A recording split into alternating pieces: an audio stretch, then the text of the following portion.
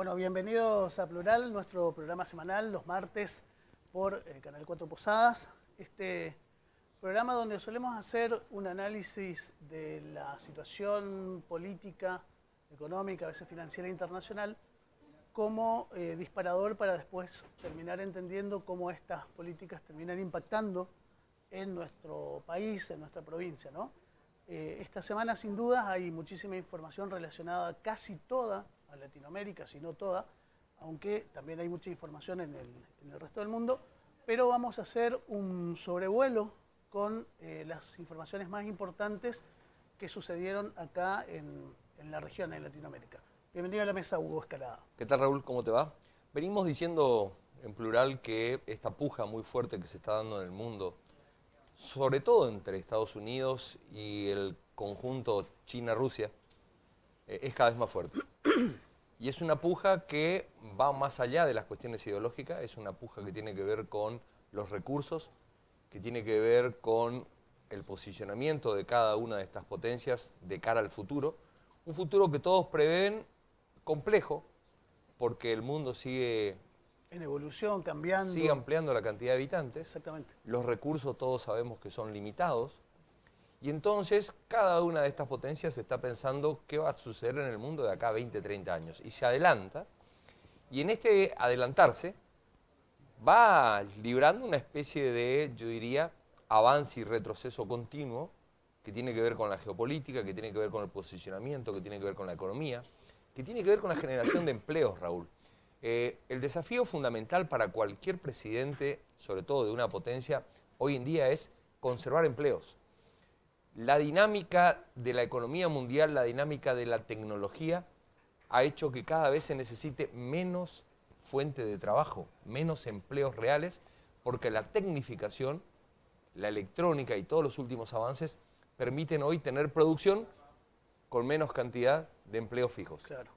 Esto genera, ya en este momento, no mañana ni pasado, ya en este momento, genera fuertes sacudones en el mundo, sacudones que tienen que ver con la pérdida de empleo, con la pérdida de la capacidad laboral, con la pérdida del salario, con la pérdida de derechos que se habían creído durante mucho tiempo como derechos pétreos, que eran inamovibles, derechos que fueron producto de ese famoso estado de bienestar social después de la Segunda Guerra Mundial, derechos que están retrocediendo cada vez más. Así que esta puja entre estas potencias que se libra en Europa, que se libra en Asia, que se libra en África, pero que también se libra en Latinoamérica, la necesidad de los gobiernos del primer mundo de pelear por esos recursos a futuro y pelear por el empleo, se ha instalado definitivamente también ahora en nuestra región. Claro.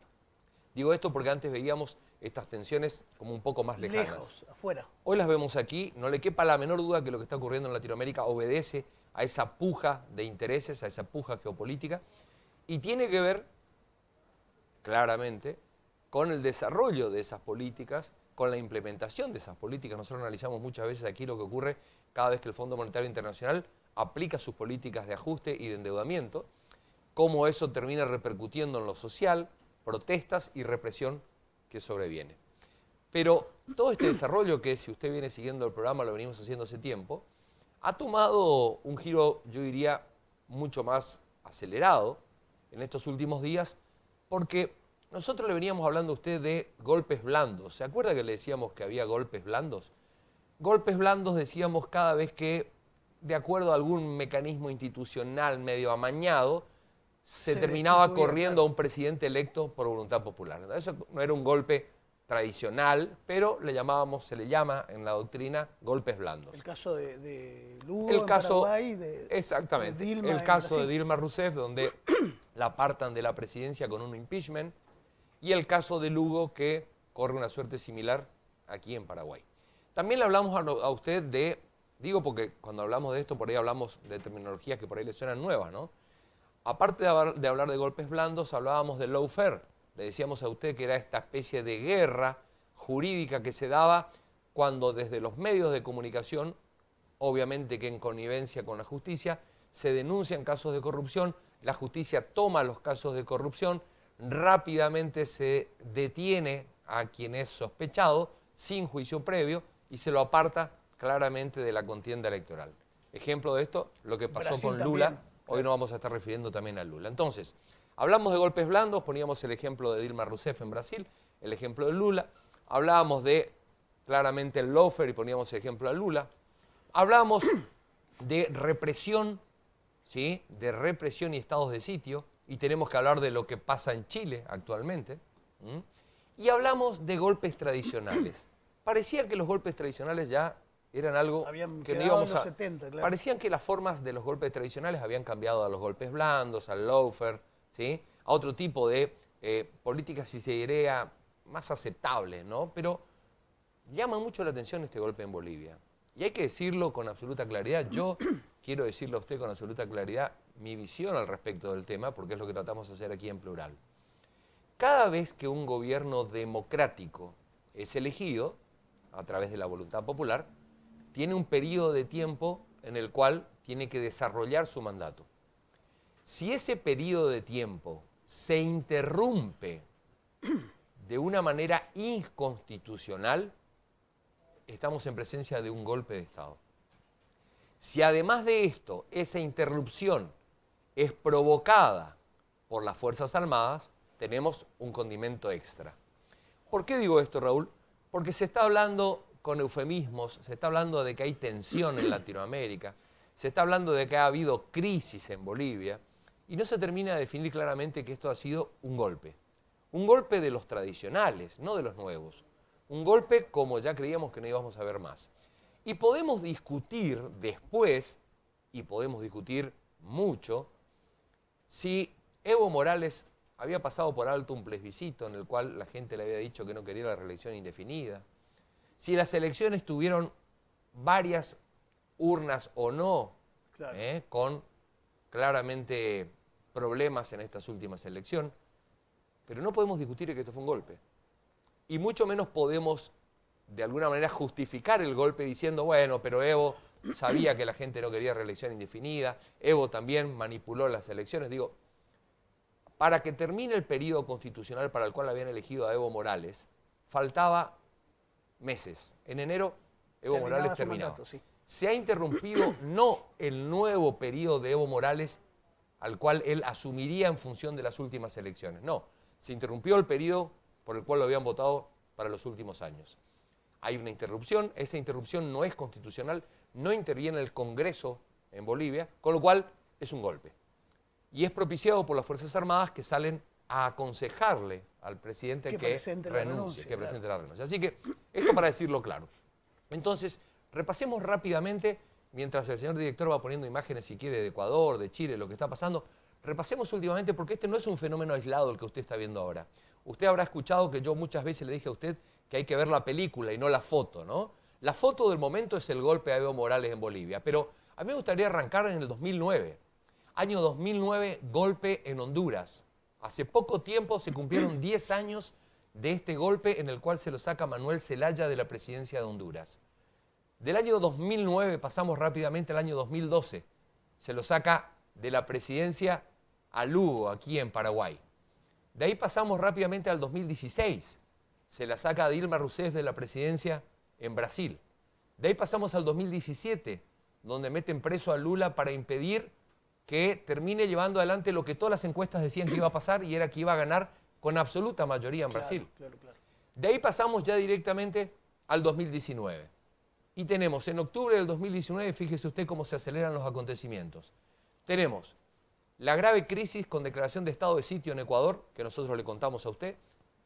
La muy grave crisis en Perú, donde el presidente directamente disuelve el Congreso. Disuelve el Congreso. Tenemos la grave crisis en Chile, que dura hasta nuestros días, donde hay represión, muertos y estado de sitio. Y ahora, como último eslabón de la cadena, se le suma este golpe tradicional en Bolivia. La región claramente está siendo sacudida por eventos que todos creíamos desterrados, creíamos que no íbamos a volver a vivir. Pero a mí me gustaría, antes de seguir hablando de este tema, compartir con usted un ratito, nada más, un breve video muy chiquitito, para ver qué nos decía Evo Morales y su vicepresidente en una conferencia muy rápida, muy yo diría, acelerada, muy improvisada, producto de que corría riesgo la vida de ambos. Y me gustaría que usted se detenga no solamente en las palabras de ambos, sino, primero, en la tranquilidad de ambos, lejos de estar exaltados porque están frente a un golpe de Estado, están tranquilos, están con un discurso que lejos de exaltar a las tropas y lejos de exaltar a los suyos, está pidiendo tranquilidad, calma, sí, le están pidiendo a las Fuerzas Armadas que no repriman a los bolivianos, que no haya más muerte. Hacía mucho que yo no veía un discurso tan, yo diría, tranquilizador y tan abierto en llamado a la paz social en un momento tan duro, porque uno puede tener un discurso así en un momento de tranquilidad, pero en el momento en el cual corre riesgo tu vida, en el momento en el cual estás sabiendo que vienen no solamente por tu gobierno, por tu casa, sino claramente por tu vida también, hay que dar un discurso de este tamaño. Vamos a escucharlo. A la comunidad internacional, sean de las Naciones Unidas, sean de la OEA, Unión Europea, embajadores, digan la verdad sobre este golpe de Estado. Difundan. Repito nuevamente, ser indígena y ser de izquierda antiimperialista es nuestro pecado. Pero repito, no termina aquí, hermano Álvaro. Vamos a continuar. Es mejor salvar la vida. ¿Qué me dijeron mis compañeros? Que ya estaban atentando con nuestras vidas. Si pasa algo con Evo y Álvaro, va a ser de responsabilidad de Carlos de Mesa y Camacho. Gracias a mi equipo de seguridad me informaron, quiero que sepan. Han ofrecido ayer $50.000 para que entreguen al Evo a estos grupos opositores. Callado. Voy a pedir a mis equipos de seguridad que digan la verdad. Muy responsables, leales, agradezco. De tantos atentados nos hemos salvado. Todo por Bolivia. Y todo por las nuevas generaciones y sobre todo, todo por las familias más humildes. Entonces, es decir, muchas gracias a todos y a todas. Dos cosas, presidente. Adelante. Diría yo, a los que nos han robado el voto, no destruyan Bolivia. Que su ambición, su egoísmo y su violencia no destruya Bolivia. Al pueblo boliviano, que siempre vamos a estar a su lado. Y vamos a cumplir la sentencia de Túpac Katari. Volveremos y seremos millones. Sí. Muchas gracias, hermano. Entiendo perfectamente, la Comisión de Auditoría de la OEA ha tomado una decisión política. Entiendo. Si hubieran tomado una decisión jurídica y técnica, hemos ganado en la primera vuelta. Una parte de su informe que dice, sí, Evo primero, segundo, Carlos Mesa, no sé, un término manejaron. Probabilidad de ganar con más del 50 o más del 10%. Pero si es primero Evo, segundo Mesa, correspondía segunda vuelta y no nuevas elecciones. Son decisiones políticas. Entiendo que tal vez para aportar en temas de pacificación, pero no comparto su informe en la parte técnica jurídica. Ahora me he convencido como algunos técnicos de la OEA están al servicio no de las familias humildes, sino de grupos de poder. Entendí perfectamente. Respetamos. Con grandeza, usted lo está escuchando, Evo Morales, hablar acerca del papel de la OEA, la Organización de Estados Americanos, que fue invitada por el mismo Evo Morales para que venga a auditar cómo había sido el proceso electoral en Bolivia. El mismo presidente abrió las puertas para que la Organización de Estados Americanos venga a auditarla. Y lo que está diciendo Evo Morales es de una certeza absoluta. Dice, si hay cuestionamientos acerca del proceso electoral, hay maneras de solucionarlo. Claro. Si esos votos que la OEA impugna no son válidos, en vez de ganar en primera vuelta, que es lo que había dado el resultado, si ustedes me sacan esa cantidad de votos, vamos a una segunda vuelta. Y ni que hablar de el llamado nuevamente a elecciones que hace Evo Morales Poco tiempo antes de renunciar. O sea, no satisfizo a la oposición, alentada obviamente por la OEA, alentada por Estados Unidos. Ya vamos a estar viendo el saludo y la felicitación de Trump por el derrocamiento de un presidente electo, algo increíble. Entonces, queda más que claro para quien lo quiera ver. Yo entiendo que hay gente que no lo quiere ver. Y quien no quiere ver, No lo va a entender. no lo va a entender. Claro. Queda más que claro que hemos retornado a los 70 en América Latina. Estados Unidos en su puja con China y con Rusia está dejando claro que va a volver a alentar a las Fuerzas Armadas. Lo ha dicho Trump en su último discurso. Va a volver a, de alguna manera, desestabilizar Latinoamérica en función de sus propios intereses. Lo hemos visto desde el año 2009, como yo le decía, con Zelaya en adelante, y lo estamos viendo ahora ya con un golpe tradicional con el tema de lo que sucedió este domingo en Bolivia. Pero me gustaría referirme también, Raúl, a cuál fue la posición argentina. La posición argentina, claro. Las Porque, dos posiciones, la oficial y la que claro, viene. porque uno puede entender que haya diferencias ideológicas. Uno puede entender que Macri sea un gobierno de derecha y uno puede entender que Evo Morales sea un gobierno de centro-izquierda. Pero un golpe es un golpe. Un golpe no distingue ideologías. Claro, Estamos hablando de la democracia. En democracia un gobierno es electo y tiene un periodo para el cual fue elegido y cualquier interrupción de ese periodo es un golpe. Es un golpe. Usted puede llamarlo como quiera, es un golpe.